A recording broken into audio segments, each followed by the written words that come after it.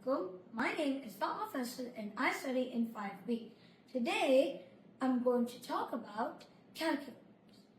Did you know that the abacus was the very first calculator, and it was in Japan. There were wires and beads. People used to count the beads to get the equations right.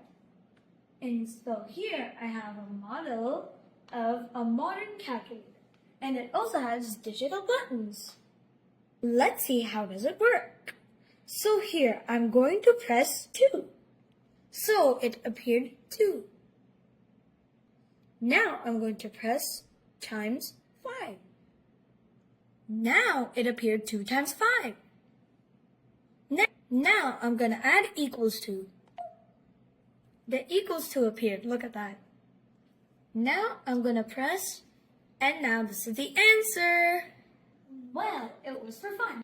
I'm going to put 34 plus 25. So I'm going to put 3 over here and 4 over here.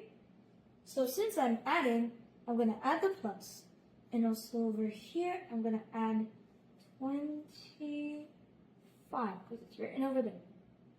So now I'm going to add the equals, and then always remember to add from here, from, the ones.